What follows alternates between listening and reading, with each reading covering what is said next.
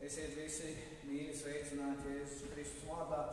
Šodien būs tāda neparasta svētdiena. Mēs gan iesveitīsim Ausmiņu, gan dzirdēsim šodien no Kristīnas Zonas svētrunu un es visu vadīšu. Esam Dievam pateicīgi par to dažādību un par tām dažādām iespējām, kuras Dievs mums dos.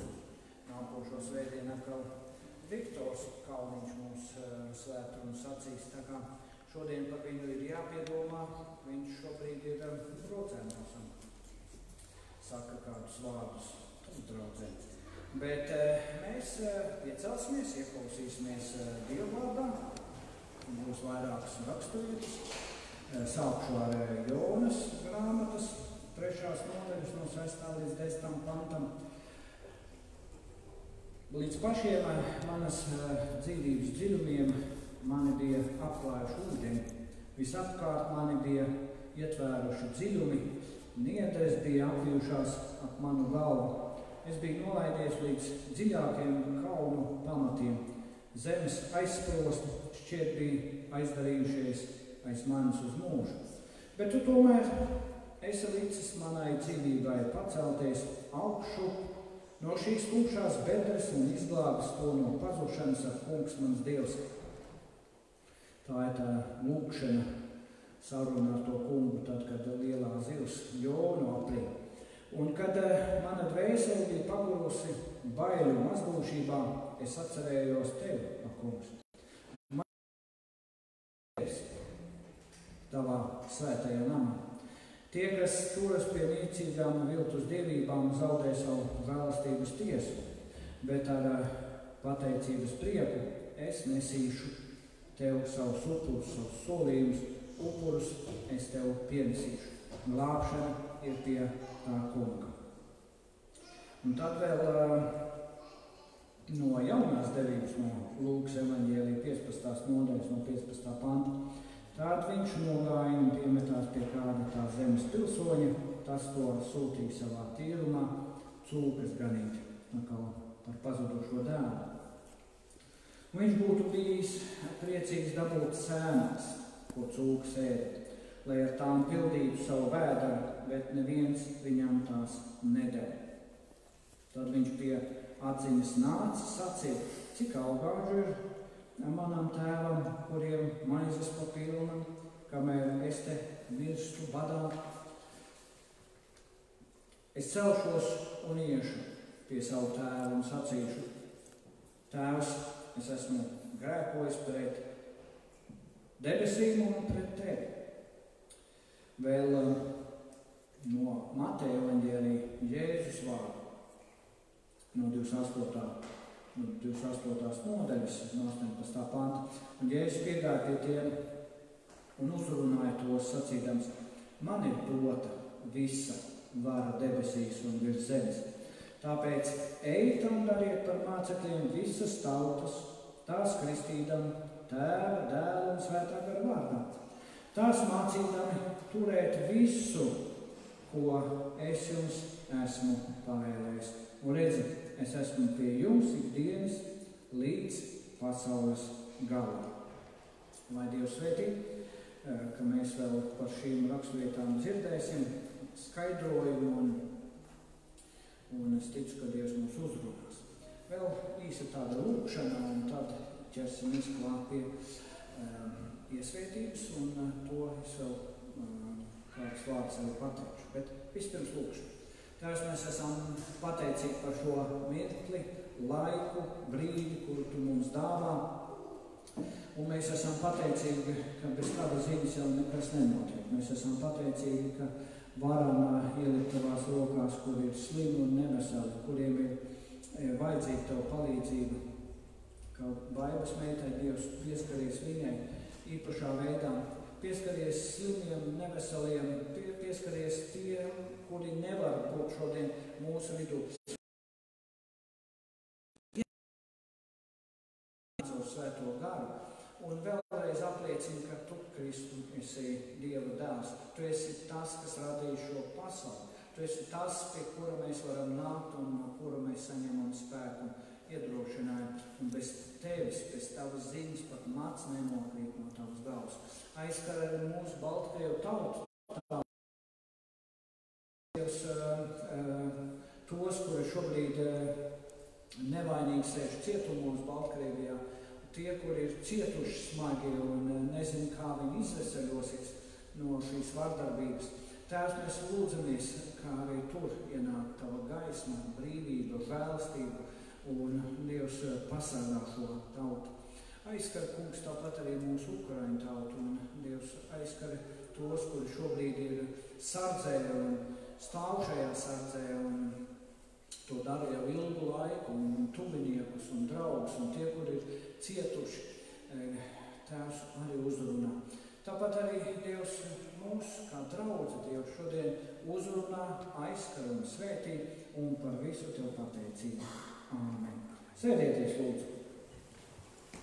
Nākošais solīts ir Osmanas iesvētīšana, un ir labi, ka mēs varam vienmēr priecāties par bērniem, kuri ir piedzimuši mūsu ģimenē.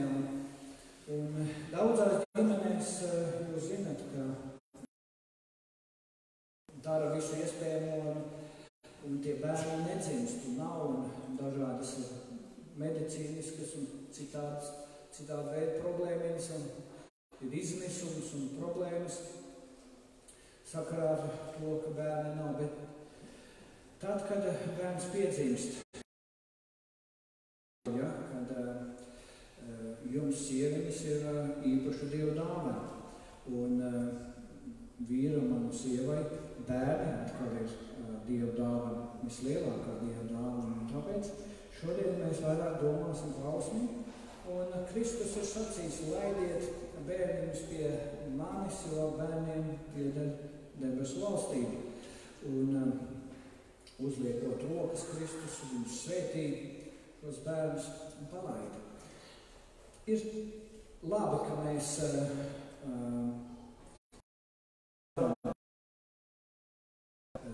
tā ir mūsu izvēle, ielikt Dievu rokās, aizlūgt par viņiem, un ziniet, tā lūgšana dara lielus brīnumus, un ja arī tie cilvēki reizēm pieaug no bērnu statusa,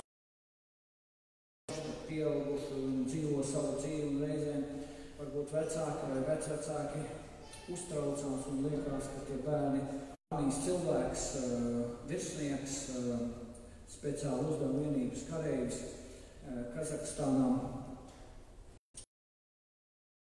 ar izpletni. Un viņam mamma ļoti daudz bija stāstījusi, viņš bērnībā ļoti daudz bija mīlestības piedzīvojis no savas mammas, un par Dievu sēdienas skolā bija dzirdējis un gājis, bet bija pilnībā aizgājis prom. Un izpletnis viņam ne pamat izpletnis, ne arī rezerves izpletnis. Un viņš dažas sekundes jau bija, pēc tam to liecību es lasīju kādā žurnālā, ko viņš pats bija stāstījis.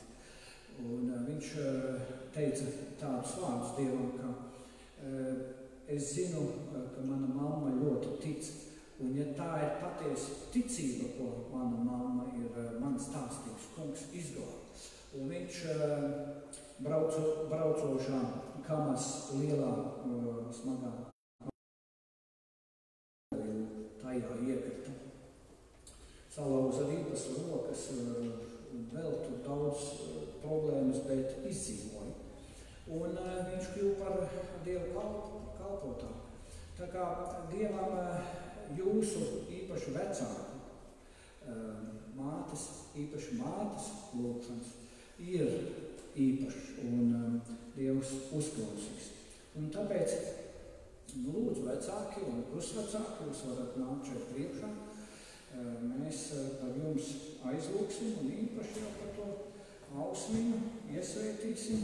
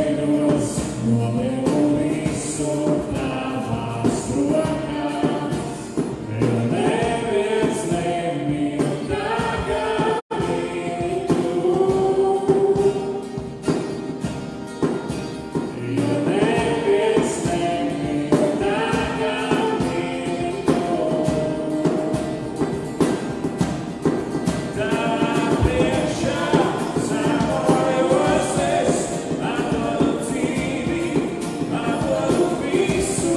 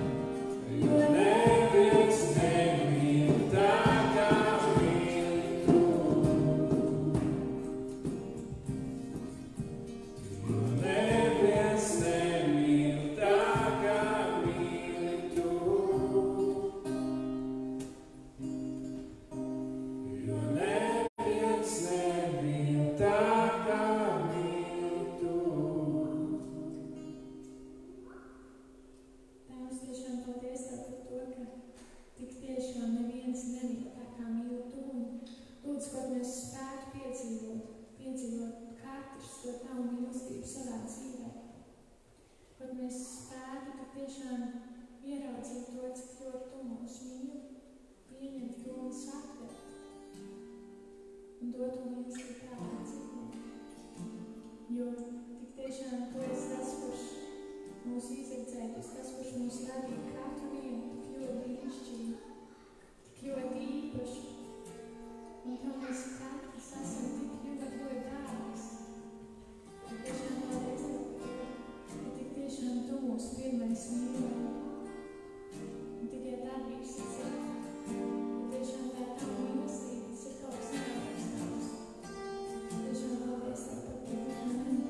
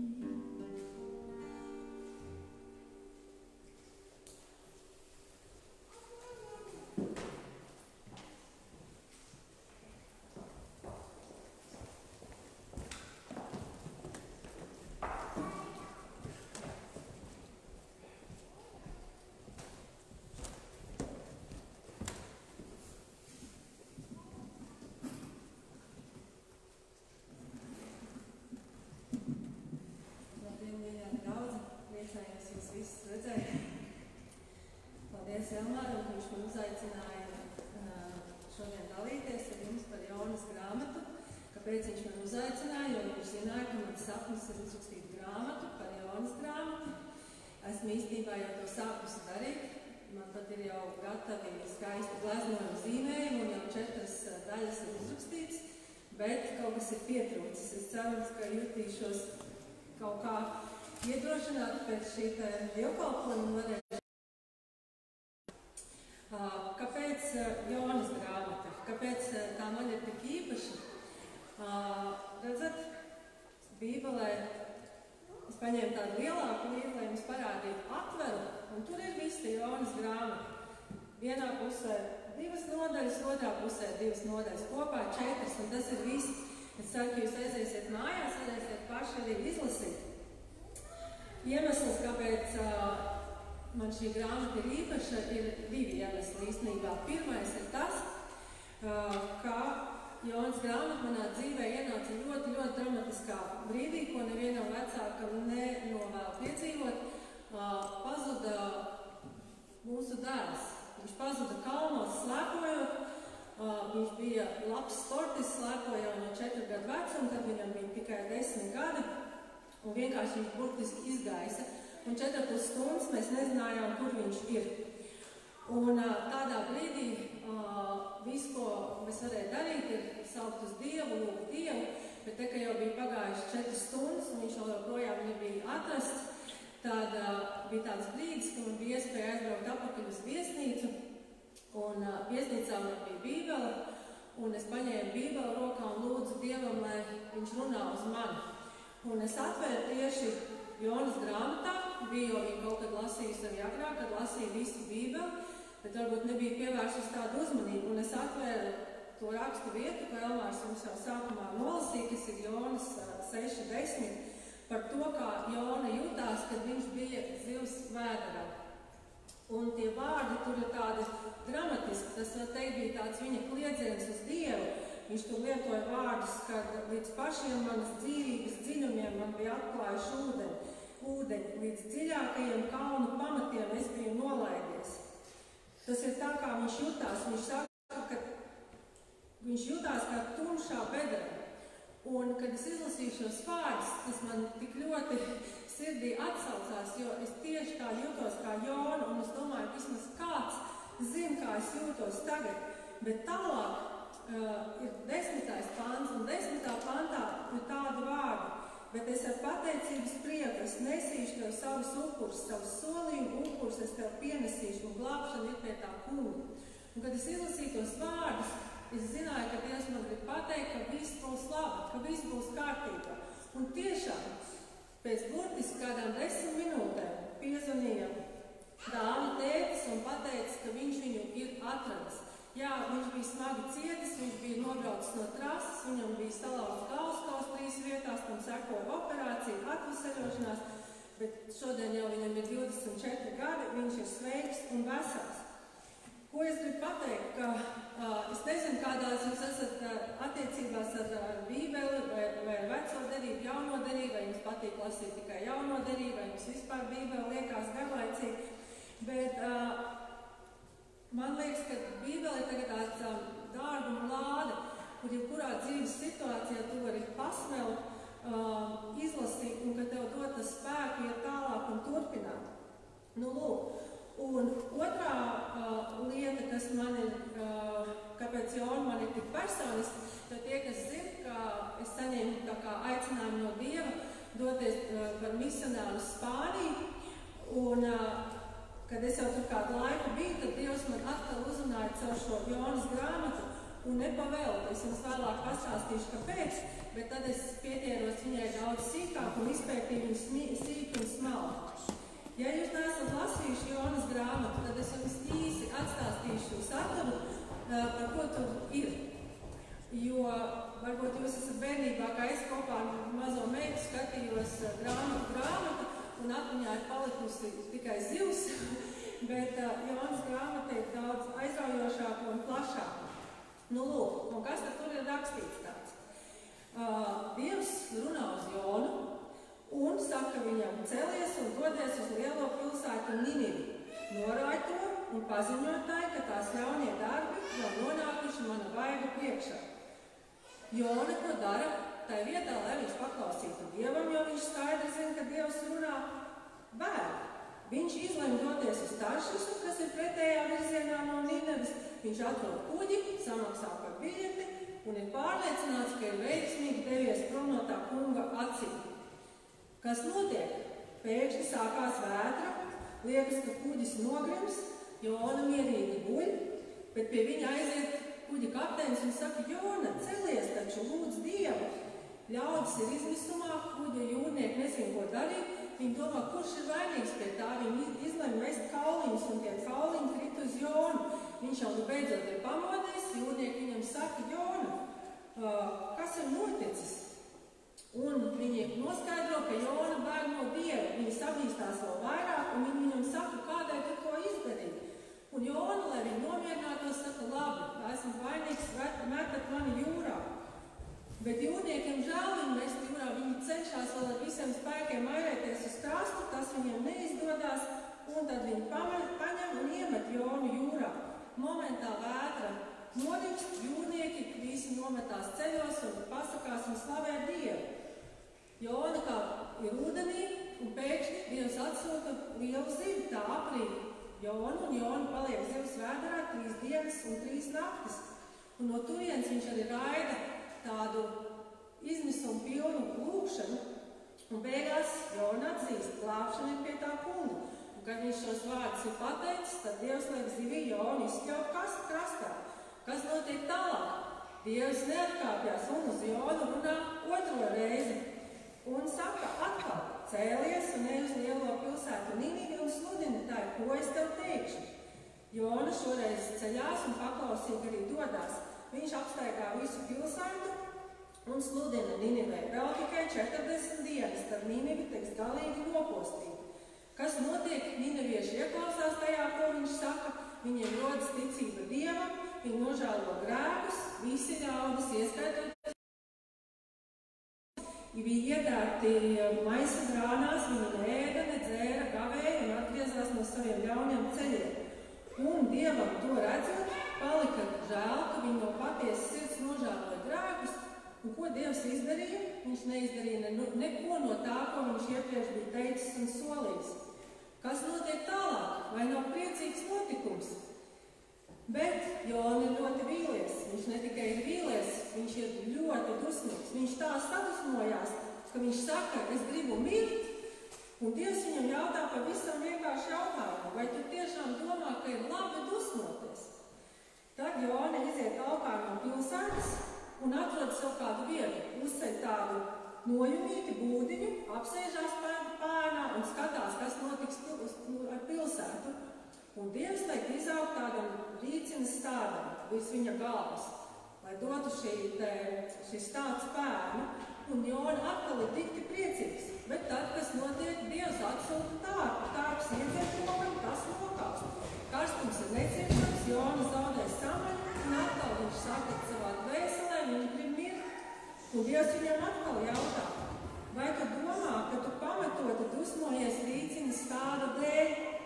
Un Jonas atbilde Jonam jau ir uz mēles: tik tiešām, ka es mirstu, manas dusmas ir pamatotas.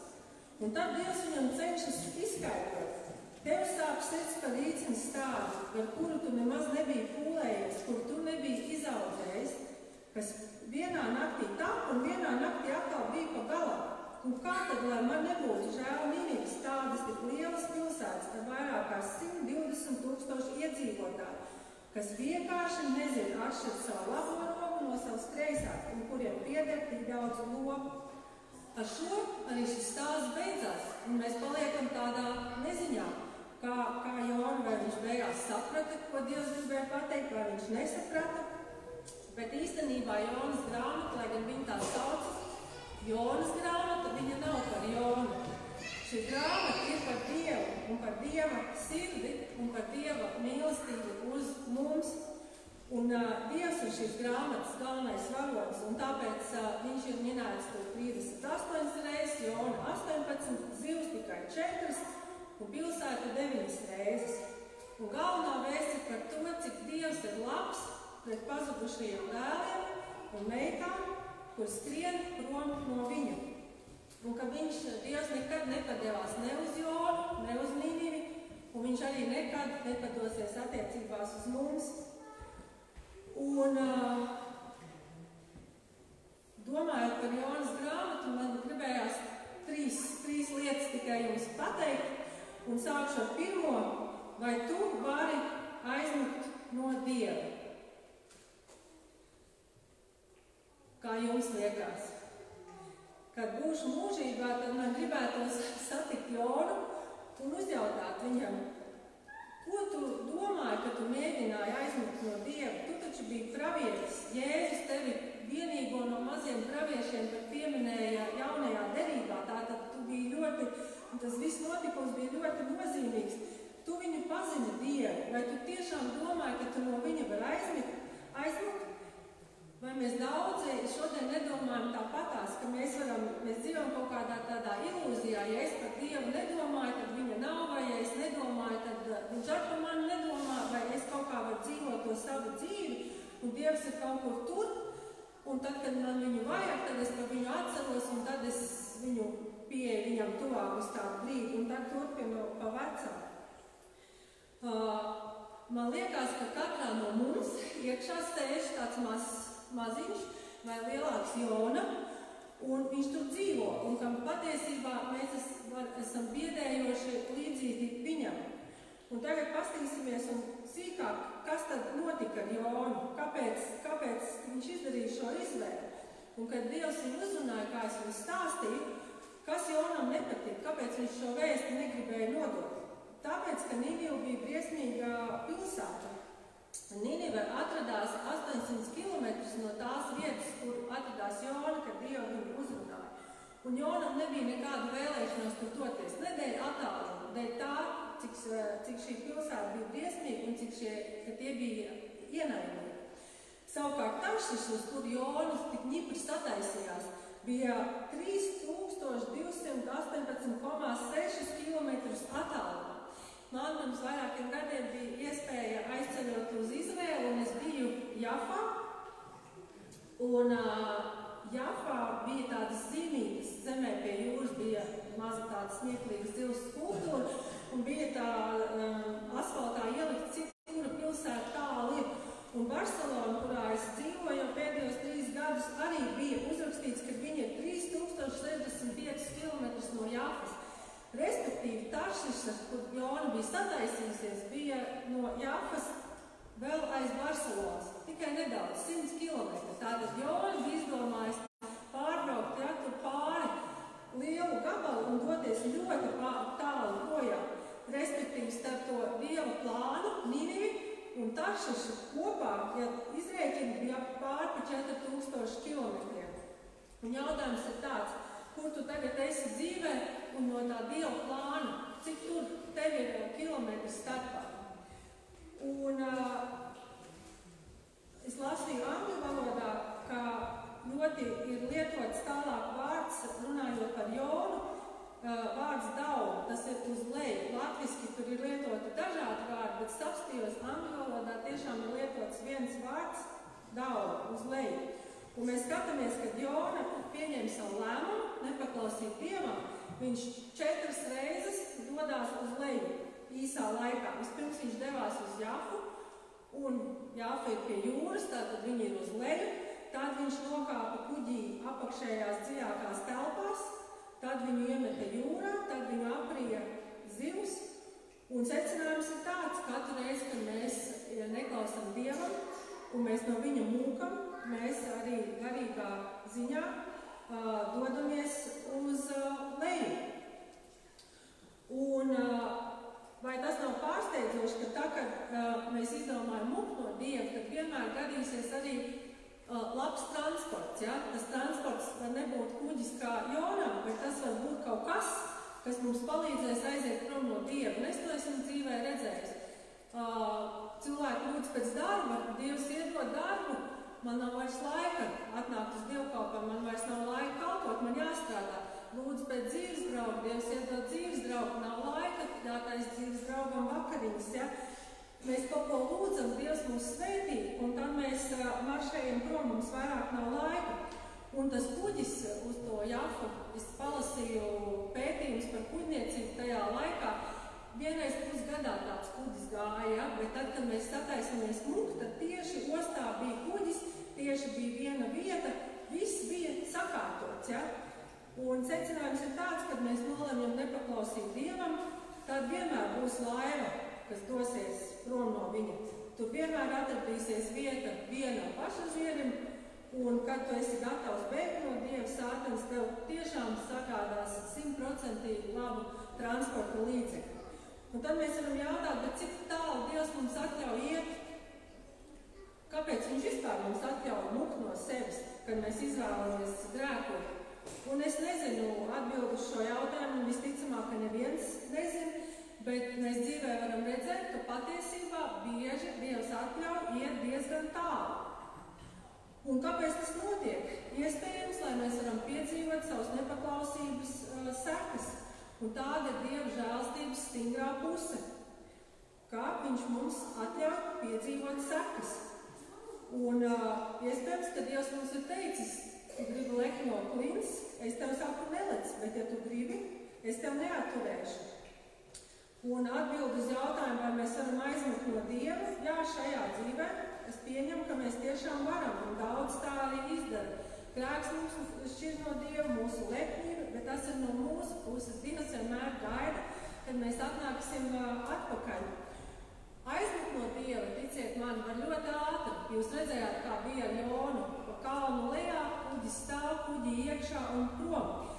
Atpakaļceļš var būt tiešām grūts un sāpīgs. Kur tad ir Dieva žēlastība, jūs varētu jautāt? Atbilde ir vienkārša. Dieva žēlastība ir tajā, kad Jona nepaklausīja, un kad arī mēs nepaklausām. Viņš nenogalināja kā armijā uz vietas. Jūs zināt, ka kara laikā armijā, ja tu dezertēji, tev varēja nogalināt uz vietas. Vai tad Dievs tā šeit darīja? Nē, Dievs lieto šo nepaklausību savā veidā, lai vēstu mūs tuvāk viņam. Dievs mums kādreiz ļauj nomaldīties no kursa, lai mēs redzētu, kāds grēks patiesībā ir. Un lai mēs pēc tam būtu gatavi atgriezties pie viņa. Un jūs jau droši vien visi esat dzirdējuši vai lasījuši par pazudušo dēlu. Man ļoti patīk šī rakstu vieta.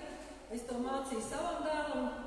Brokastīs, kad mēs ēdām brokastis kopā, mācīju viņam mazo katekismu un atceros mācīju viņam par pazudušo dēlu. Un teicu es viņam vienkārši, es teicu, klausies dēls, es teicu, tu varēsi vienmēr dzīvē izvēlēties. Tas nekas, ka tu esi audzis kristīgā ģimenē, tev jānāk pie Dieva pašam, bet tu vienmēr varēsi izvēlēties, kā tu dzīvosi. Tu vari palikt vienmēr pie Dieva tēva namā, tu vari palikt un būt viņa mīlestībā, būt svētītam un dzīvot no tām svētībām, ko viņš tev pēc savu žēlstības dod un dāvina, bet tu vari izvēlēties, un es to nosaucu par cūku ceļu. Un Elmārs jau to rakstu vietu jums arī nolasīja, un es izstāstīšu ar saviem vārdiem, kur šis te ir divi dēli vienam tēvam, un tā ir līdzība, ko Jēzus stāsta, un tā ir par to, ka viens šis jaunākais dēls saņem šo mantojumu, bet viņam nav labi, viņš izšķiedz šo mantu, palaidnīgi dzīvodams, tā ka viņš visu ir izšķiedz, tad tajā zemē, kur viņš bija aizgājis prom no tēva, izceļās bats. Tad viņš tiek kaut kādā darbā pie viena no šīs zemes pilsoņiem, un tas viņu aizsūta cūkas ganīt. Un viņš būtu bijis priecīgs pat ēst tās sēnās, ko tās cūkas ēda, lai viņam būtu pilns vēders. Bet viņam pat tās sēnās neviens nedara. Un tajā brīdī, kad viņam pat sēnās nedara, tad viņš atcerējās, cik gan algāģi ir manu tēvam, kura maizes ir pa pilnam, kamēr es te mirstu badā. Un tad viņš saka, es celšos un iešu pie sava tēva un sacīšu, tēvs, es esmu grēkojis pret debesīm un pret tevi. Un viņš ceļās un iet. Un tad šis, to es nosaucu, lai bērns var vieglāk saprast, ir tas saucamais cūku ceļš. Tu vari izvēlēties dzīvē vienu vai otru, un tā būs tava izvēle. Bet arī, ja tu esi izvēlējies kādā savā dzīves posmā šo cūkas ceļu, tad tālāk mēs lasām, kā brīnišķīgi, ka tas tēvs jau ieraudzīja pa gabalu, ka dēls nāk mājās, un viņš skrēja pretī. Un vai jums neliekas interesanti, ka tēvs neaizgāja uz to cūku kūtu un neizrāva viņu no tās cūkūtas ārā, bet ka viņš gaidīja, ka viņš nāks pats. Kāpēc? Tāpēc, ka viņam pašam bija jābūt tajā zemākā vietā un pašam jāsaprot, ka viņš grib mainīt kaut ko dzīvē, grib nākt atpakaļ. Un tā varbūt ir atbilde uz to, kāpēc mums kādreiz Dievs ļauj aiziet tik tālu. Un es nezinu, kurā dzīves posmā jūs esat. Vai jūs esat kā šīs te vecākais dēls no līdzības par pazudušo dēlu, kur jūs mierīgi esat pavadījuši Dieva klātbūtnē visu savu dzīvi, jums nav vispār bijuši tādi posmi, ka jūs esat aizgājuši prom, vai arī jūs esat, ka jūs Dievs ir nesen uzrunājis un jūs domājat, nē, paga, es negribu nākt pie viņa, es vēl gribu izdarīt to, un man vēl jāizskrien uz Jafu, un varbūt vēl kaut kas tur darījumi kādi jāizdara. Vai jūs varbūt jau esat tas, kas jau ir ielicis kuģī un nesās uz tašišu, ja? Vai jūs esat kā Jona, kurš aizmidzis guļ un domājat, redz, es dzīvē visu labi, es nokārtos, kuģis ir biļete, te ir Dievs kaut ko teica, man vienalga, es braucu tālāk. Un kas tad notiek? Mēs šodien nerunāsim par vētrām, jo nav tik daudz laika, bet iespējams, ka vētra jau stāv aiz durvīm. Un Dievs tā ir, kādreiz pieļauj mūsu dzīvē satricinājums, lai mēs atgrieztos uz pareizā ceļa. Un tad es tiešām novēlu, ka tu neesi tas, kas lūk no Dieva, lai tu esi tas, kas paklausa viņam. Otrā lieta, par ko šodien es vēlos runāt, vai tev lūk tie, kas nav glābti. Ja jūs klausījāties pirmo daļu, pirmo punktu, un jums likās, tas nav par mani, es esmu dzīvojis gan drīz vai svētu dzīvi, un lai jau tie grēcinieki dara, kā viņi grib, tā nav man par ko raizēties, tad es tev šodien jautāju, vai tev lūk tie, kas nav glābti.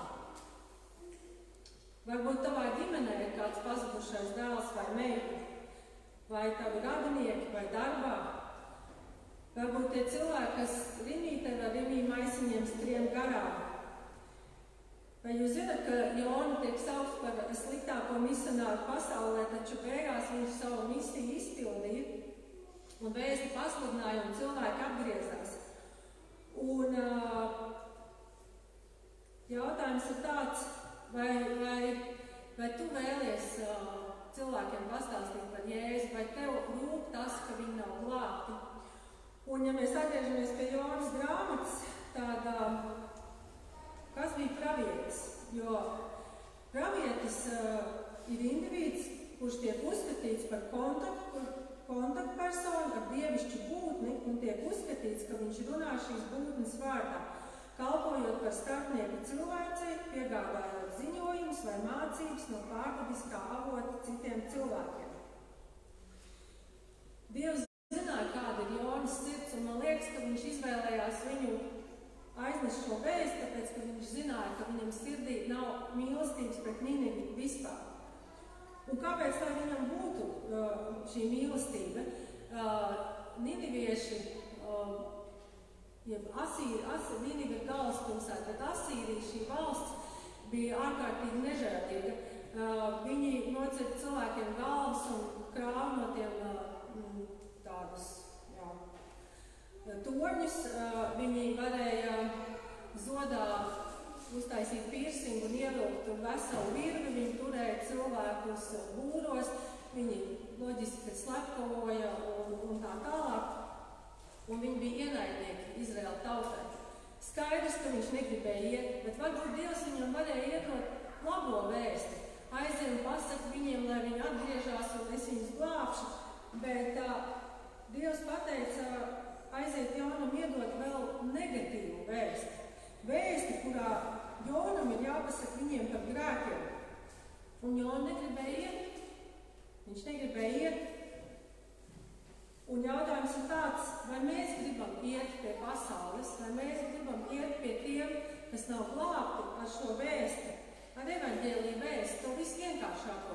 Tur, kur nav jāizlasa visa Bībele, nav jāzina no galvas visi panti, bet vēsti par Kristu, ka Kristus ir nomiris mūsu grēku, vai mēs ejam, vai mēs stāstam.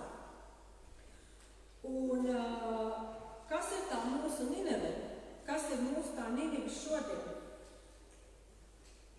Tās ir jebkura vieta, kur tu esi laukā no komforta zonas. Piemēram, tu strādā darbā, un tev rodas iespēja kādam pastāstīt par Jēzu, bet tad tu domā, viss par tevi smiesies, vai tev arī atstums, un tad tu paklusē. Tās ir vietas, uz kurām Dievs tev aicina iet, bet tu negribi iet. Pieņemsim, varbūt pilnu laiku kalpošanu vai kaut kas cits. Nineve var būt cilvēki, kas tev ir ļoti sāpināši, bet Dievs saka, aiznes viņiem manu vēsti.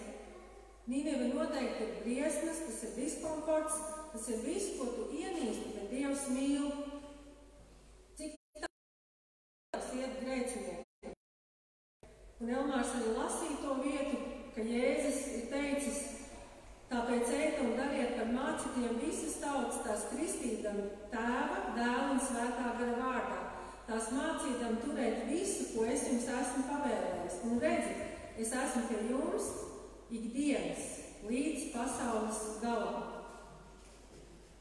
Jēzus bija gatavs, lai mums miet krusta nāvē, bet mums lielākam vairumam kristiešu pat tas netiek prasīts. Un domājot tālāk par Jonu, kad viņš ar otrreizējo Dieva pamudinājumu izdarīt to, ko Dievs bija teicis, un Dievs mainīja savu plānu. Jona bija dusmīgs un ārkārtīgi vīlies. Un es arī esmu dzirdējusi, kad kristieši tā kādreiz saka, kā tas tad beigās bija, kad Jēzus karājās pie krusta, un tur bija tie divi noziedznieki, un Jēzus teica, jūs būsiet ar manīm debesīs. Kā tas ir, ka es visu dzīvi dzīvoju to pareizo, kārtīgo un svēto dzīvi, un pēkšņi te tas, kas ir bijis tāds un tāds un tāds, un mēs vienmēr redzam to skabaru otru acīs, kā tu tagad tā var būt? Kā var būt, ka slepkava arī var atgriezties? Un mums tas nepatīk, mums var nepatikt. Mums liekas, ka mēs zinām labāk, kā ir pareizi un kā nē. Bet iedomājieties, kad Ninive tajā laikā bija vispār pilsētām pasaulē, un tur dzīvoja 120,000 cilvēku, un ka viņi visi nāca pie Dieva, un tā patiesībā bija lielākā atmoda pasaules vēsturē līdz šim. Es neesmu dzirdējis, ka kaut kas tāds būtu atkārtojies. Bet vai Jonam ir kaut mazliet prieka? Nē, ja jūs atceraties, es jums stāstīju sākumā, ka viņš tur sēdēja un kurnēja, un tad Dievs viņu audzināja, un viņš bija dusmīgs un dusmīgs un dusmīgs, un mums pat nav izstāstīts Jonas grāmatā līdz galam, kā tas vispār beidzās. Vai viņš beigās teica, jā, Dievs, es priecājos, ka tu esi tik liels un žēlstības un mīlestības pilns, ka tu izglābi šos cilvēkus, vai viņš teica, bet viņi darīja to, un sāk atkal to uzskaitīt. Un kāpēc man Dievs iedeva šo rakstu vietu Spānijā? Tāpēc, ka viņš redzēja arī mani sirdi, un kad Dievs man uzrunāja, ka man ir jādodās uz Spāniju, viņš man teica šādus vārdus, es mīlu šos cilvēkus Barcelonā, viņi man nemaz nepazīst, un tev būs darbs pie mana darba šeit, Barcelonā. Un man bija tāds prieks un entuziasms, un es metos kalpošanā ne tikai draudzē, es izmantoju katru iespēju pastāstīt par Jēzu, vai par Dievu, vai par baznīcu, jebko, kāda iespēja rodās. Ja Latvijā man lielākā daļa dzīves bija saistīta ar draudzi, ar kristiešiem, mana dzīve praktiski nesaskārās ar cilvēkiem tik daudz, kas Dievu nepazīst, tad tur man pavērās milzīgi plašs darba lauks, kur es arī ar Dievu vadībā metos iekšā. Un arī, protams, vēlāk es sāku kalpot draudzē, vadīju bībeles studijas. Un tad man pazuda šī mīlestība. Man pazuda mīlestība, un es ļoti labi saprotu, kā jutās Jona. Es negribu teikt tik skarbus vārdus kā Jona, bet kur viņa pazuda? Grūti ir dzīvot svešā valstī, grūti ir dzīvot Spānijā, grūti ir dzīvot Barcelonā. Kāpēc? Es tur esmu piedzīvojis visādas pārbaudījumus, kādas es Latvijā visā savā mūža laikā neesmu piedzīvojis. Es jau dalījos nometnē, man apzaga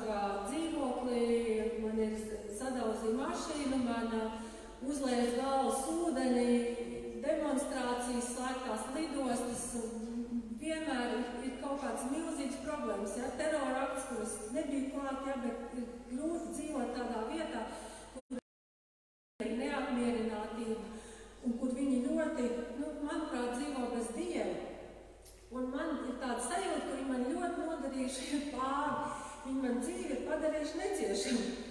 Un pazud šī mīlestība, un es esmu Dievam lūgus par to piedošanu, un es esmu lūgus, lai viņš man atgriež šo mīlestību, un es arī esmu svētījusi Spāniju, Spāņus, Katalāņus, Barcelonu, un es nezinu, ka Dievs man ir iedevis šo te Covid atvaļinājumu, kā es to saucu, man nav iespēja kalpot Spānijā, jo tur joprojām ir ļoti stingri ierobežojumi, un es nezinu, vai Dievs man ir iedevis šo atvaļinājumu, lai mainītu manu sirdi, un lai man iedegtos sirds par pazudušām dvēselēm, un vai viņš man tur sūtīs atpakaļ, vai viņš mainīs man virzienu, es nezinu. Visu, ko es zinu, ka es negribu dzīvot ar tādu sirds attieksmi, ka man nerūp dvēseles, ka man nerūp to, ka viņi nepazīst Dievu, ka viņi nezin, kas ir Jēzus Kristus, ka viņi dzīvo bez Dieva, un ka patiesībā viņi mūžībā nevar būt. Un kā ir ar mums? Mums šodien ir diezgan pilna draudze, brīnišķīgā dienā, karstā, kad daudz brauc uz jūru, un es par to esmu ļoti, ļoti priecīga. Bet jūs redzat, jums tur vēl ir vietas apkārt, vai ne? Un es uz šo draudzi, pirms aizbraucu uz Spāniju, nācu vairākus gadus, un tad mums bija vēl vairāk brīvas vietas. Un tad jautājums ir tāds, cik cilvēks tu esi atradis pie Dieva, un uz šo draudzi vai uz citu vienalga pēdējo gada, 5, 10 gadu laikā, cik cilvēkiem tu esi pastāstījis par Jēzu. Es zinu, ka Baptistu Savienība gatavo kursu 40 dienas ar mērķi, un pēc kādiem, 12, 14 gadiem Mateja draudzē mēs tādu izņēmām, un mēs ļoti daudz aicinājām cilvēkus, savus draugus, darba biedrus, visus, un tas bija ļoti, ļoti labs kurs. Es ceru, ka mums Covid-19 netraucēs to darīt, bet vai jūs zināt, ka ir rakstīts Lūkas evaņģēlijā, kad gluži tāpat es jums saku, ir prieks Dieva eņģeļiem par vienu grēcinieku, kas atgriežas. Iedomājieties uz mirkli eņģeļus debesīs un to lielo prieku, kāds viņiem ir, un vai mums nebūtu jābūt tāpat. Un trešais, pēdējais punkts ir, vai tu spēj aptvert Dieva mīlestības apmēru.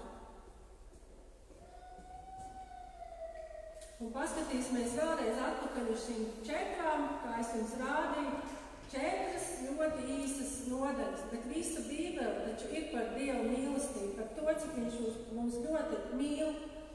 Bet šajās 4 nodaļās, ja mēs tā paskatāmies, ko Dievs izdarīja? Jo, kā es jums teicu, šī grāmata ir par Dievu un par viņa mīlestību pret mums. Viņš pirmkārt runā ar Jonu. Viņš vēlas runāt ar mums arī. Viņš pacietīgi vēro, kā tad Dievs sagatavo jūrnieku sirdis un pa vidu visai šai jezgai ar Jonas nepaklausību vētru un visu pārējo. Jūrnieku sirdis, kas nebija ebreji, ja, viņi bija visticamāk fēnikieši. Viņi visi atgriežās, viņi pielūdz pirms tam katrs savu Dievu un beigās viņi pielūdz kungu. Tātad arī uz kuģa notika atgriešanās. Tālāk Dievs apstādina vētru. Jona netiek sodīts, kas notiek, Jona varēja noslīgt, nomirt, bet nē, Dievs atsūta zivi, kas viņu izglāb. Tātad Dievam rūp arī Jona. Tad Dievs pacietīgi atkal to uzdevumu noturēs. Tad, kā mēs jau runājām, Dievs apžēlos par niniviešiem, kas ir absolūti pagāni, kas ir viņa tautu galējuši nost un uzbrukuši un izglābs 120,000 dvēseles vienā dienā. Dievs pacietīgi uzklausa Jonas dusmās teikto jautājumu un dod miermīlīgu atbildi. Tā Dievs arī liek uzaugt šim dīcenes stādam. Tā viņš gan pieslēdz drusku skarbākas metodas, ja, un tāds nokalst, un tad atnāk austrumu vējš, un Jona tur noģīva, bet beigās Dieva mērķis bija beidzot Jonam paskaidrot, cik ļoti viņš mīl mūs, cik ļoti viņš mīl pašu Jonu, jūrniekus, niniviešus, un cik svarīgi viņam ir izglābt. Un ja vien ir iespēja, viņš to darīs. Un tas viss notika 4 īsās Jonas grāmatas nodaļās. Un kāda tad ir šī Dieva mīlestība uz mums? Es atradu 7 punktus, pārtulkoju no angļu valodas, nezinu, vai varēs labi saprast, bet Dieva mīlestība pirmkārt ir transformējoša. Tā mūs izmaina.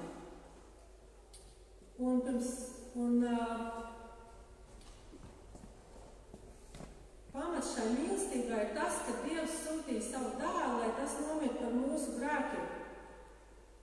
Un Jēzus upuris ne tikai atnes mums mieru ar Dievu, bet mums tagad var būt personiskas un ļoti mīlošas attiecības. Tad vēl punkts numur 2 ir Dieva mīlestība ir aicinoša. Kur viņš mūs aicina? Mēs dzīvojām grēka tumsā, pirms mēs viņu pazinām, un tagad mēs varam dzīvot Dieva gaismā. Viņš mūs ir nosaucis par ķēnišķīgiem priesteriem, par svētu tautu, par Dieva īpašumu. 3. Dieva mīlestība ir atpestījoša. Jo mēs, tādi kā mēs esam savas grēcīgās dabas dēļ, mēs nevaram piepildīt tos Dieva likumus, bet viņš samaksāja savu nāvu par mūsu grēkiem, un mēs esam atpestīti no šī grēka varas. Un tad vēl tā ir taisnojoša. Vēl Dieva mīlestība ir arī pieņemoša. Viņš mūs ir pieņēmis savā ģimenē. Vai nav brīnišķīgi, ka mēs Dievu varam saukt tēvs? Tā taču ir, ka mēs viņu tā uzrunājam. Tēvs, mēs esam adoptēti viņa ģimenē, mēs esam arī viņa mantinieki. Un vēl Dieva mīlestība ir svētījoša. Un, ja teikts Ebrejiem 10:10, pēc šīs gribas mēs esam ar Jēzus Kristus miesas upuri padarīti svēti pavisam. Un vēl Dieva mīlestība ir pagodinoša. Es domāju, kā tas var būt? Bet tad, kad mēs būsim mūžībā ar viņu, ir rakstīts 1. Jāņa 3. Mīļie, tagad mēs esam Dieva bērni un vēl nav atklājies, kas mēs būsim. Mēs zinām, ka kad tas atklāsies, mēs būsim viņam līdzīgi, jo mēs redzēsim viņu, kāds viņš ir. Un vēl man gribētos pievienot, ka Dieva mīlestība ir piedodoša, ka viņš mums vienmēr piedod. Ja jūs esat aizgājis prom no Dieva vai maldaties kaut kur un meklējat visur citur palīdzību vai glābšanu vai risinājumu savai dzīvē, tad ir vienmēr jāatcerās, ka Dievs ir ļoti, ļoti piedodošs. Viņš piedod. Un, kad es tās punktus apskatīju, tad es sapratu, ko es jums vispār varu pastāstīt par Dieva mīlestību, kad es pat, es mums varu viņus nolasīt, bet es pat neizprotu līdz galam. Tas viss ir pārāk lieli un neizprotami. Un varbūt tāpēc nevēlami. Efeziešiem 3:14 ir šī lūkšana, ko Pāvils lūdz, un es gribētu to arī par jums lūgt. Bet pirms tam es gribētu jums arī pateikt dažus jautājumus, ko pārdomāt, un pēc tam mēs to ievietosim grupas mājaslapā. Un šie jautājumi pārdomām būtu tādi: cik tuvu vai tālu tu esi no Dieva patreizējā dzīves sezonā? 1. jautājums. 2. Kurš būs tas viens cilvēks, par kuru tu apņemies lūgt, lai viņa dvēsele būtu glābta? Un vai tu zini un saproti, ka esi ļoti Dievu mīlēts vai mīlēta? Un uzdevums varētu būt, ka tu uzrakst mājās vakarā uz baltas lapas, kā tu šodien piedzīvoji Dieva mīlestību. Šodien šajā brīnišķīgajā svētdienā katru sīkumu varbūt, kad tu varēji būt šajā namā, ka tev nekas nesāp, nekas nekaiš. Kā tu piedzīvo Dieva mīlestību ikdienā? Un es vēlos noslēgt ar šo lūkšanu no Pāvila vēstules Efeziešiem. Nolieksim galvas lūkšanā, un es lūkšu tā kā Dieva vārdā ir rakstīts.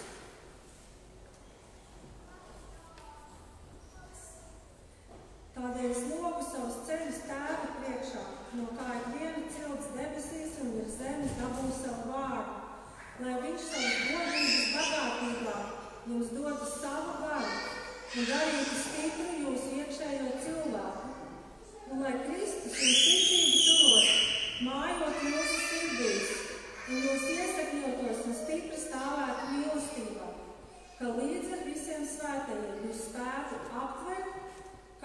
platums, garums, augstums un dziļums, un izprastu Kristus mīlestību, kas ir daudz pārāka par katru atziņu, un ar to piepildītu, iegūtu visu Dieva pilnību.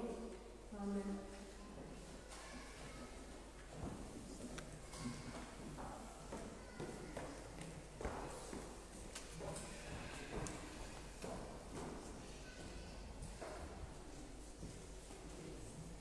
Thank you.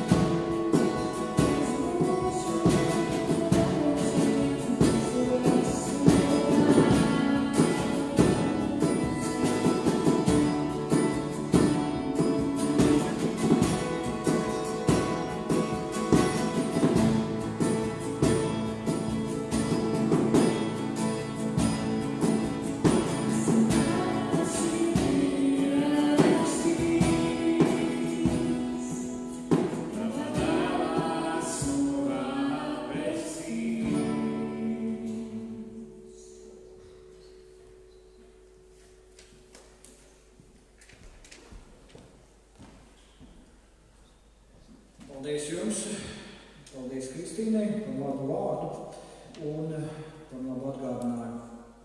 Mēs vēl noslēgumā noteikti lūksim un pārdomāsim tie, kas varbūt tā pirmo reizi tā dzirdējuši par Dievu un tā ļoti konkrēti, vai Kristus ir tavs glābējs un ir tā mūžības perspektīva tev, jo, ja nav Kristus mūsu dzīvēs, manā dzīvē, tad Kristus saka, ka viņš ir tikai ceļš, patiesība un dzīvība. Neviens nevar nonākt pie tēva, kā vien caur mani.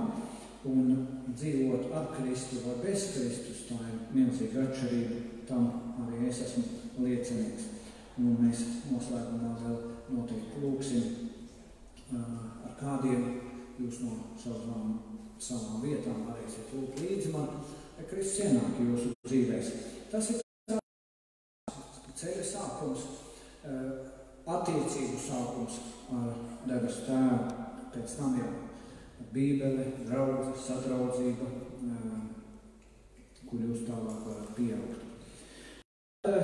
Pie ziņojumiem otrdien 19.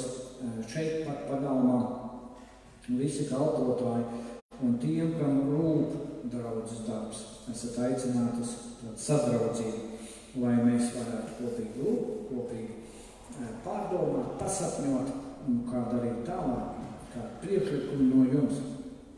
Mīļi aicināt pieteikties arī individuāli man vai Viktoram, Baibai, atrakstiet vienkārši, lai mēs zinātu, cik jūs būsiet, vai jūs būsiet un kā to visu sagatavot. Tad nākošo svētdienu sludina Viktors Kalniņš, mūsu diakonu priekšnieks. Un Kristīna, man jāsaka, man jāatvainojas, es jau nemaz nezināju, tā kā es tev prasīju par sludināšanu, es jau tev uzticējos, ko tu sludinās. Man draudz priekšnieks atgādināja, ka noteikti par Jonu sludinās, jo tu man neteici par ko. Un tad es teicu, un vēl draudz priekšnieks Viljams sacīja, tad grāmatu rakstīs, skaidrs, jā. Tā kā tādā ceļā es uzzināju, par ko tad tu runās. Bet neatkarīgi, tas bija labi, un esam Dievam pateicīgi par lietām un iespējām, ko Dievs mums dāvā. Nu, vēl viena dziesma kopā, ir mums viena dziesma. Un tad draudzes kolektā aizmugurē ziedojumus mēs varam dot aizmugurē, ejot ārā, vai arī caur Golgātas mājaslapu golgāta.lv ziedojumus pārskaitīt un paldies jums par to atbalstu un svētību, kuru jūs vienmēr sniedzat. Un noslēgumā tad jau pēc šīs slavēšanas dziesmas mēs vēl kopīgi pielūgsim Dievu, pateiksimies un tad arī noslēgsim Dievu.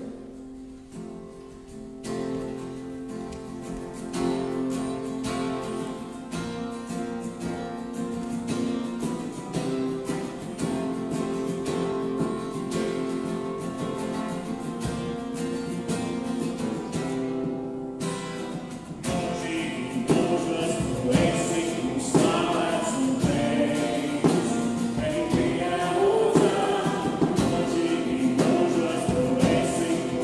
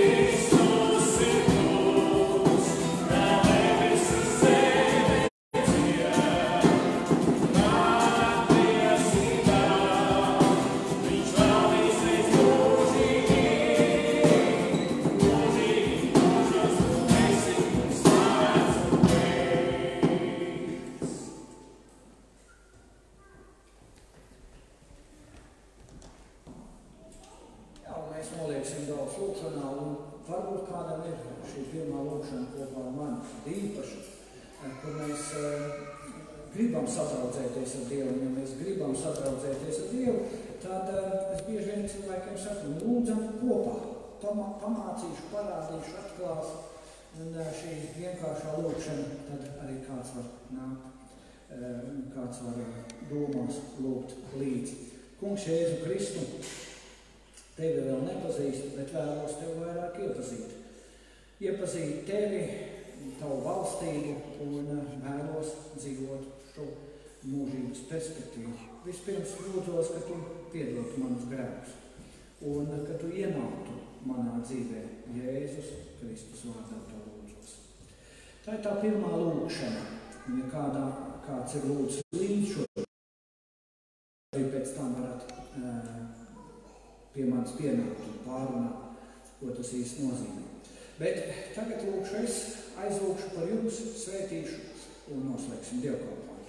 Debes Tēvs, mēs esam pateicīgi par šo mirklīti, laiku, ko tu mums esi dāvājis. Paldies, Dievs, ka tu mums neļauj tālu aizgāt, bet reizēm, tad, kad mēs esam tālu aizgājuši, tad kāda lūkšana, kur ir palikusi sirdī un pa prātu, pateic mīlestībā vārds par tevi, Dievs, tas, kādos grūtos brīžos vai situācijās, liek domāt par to, ka tu esi neatkarīgi, cik tālu mēs esam no tevis. Un tad tu mūs izglābi, tad tu mūs uzrunā, tad tu mūs, Dievs, sasildi. Bet mana lūkšana būtu, ka tās mēs neaizietu tālu no Tevis, ka mēs, ja esam piedzīvojuši to mīlestību, gribētu spiesties vēl dziļāk, vairāk klāt pie Tevis, lai Tevi ieraudzītu, piedzīvotu, paliktu un vēl par Tevi stāstītu citiem. Tās mēs esam pateicīgi par šo mirkli, laiku, un Dievs svētī tiešām ikvienu sirdi, kas ir ienācis šeit, ikvienu mazu un lielu, un dot savu žēlastību, piedzīvot vēl vairāk Tevi, palikt Tavā tuvumā un pie ekrāniem, kas esam arī Dievs uzrunā stipri. Un Tēvs arī par Baibas meitu Dievs arī aizlūdzu, Dievs stiprini, svētī, tur, kur viņš šobrīd atrodas, dziedini. Tēvs, mēs lūdzamies par ikvienu šodien tiešām atbildi un Tev gods. Un Dieva miers, kas ir augstāks par visu cilvēku saprašanu, lai pasargā mūsu sirdis un mūsu domas Jēzu Kristu. Dievs ar jums līdz atkal tiksimies. Paldies!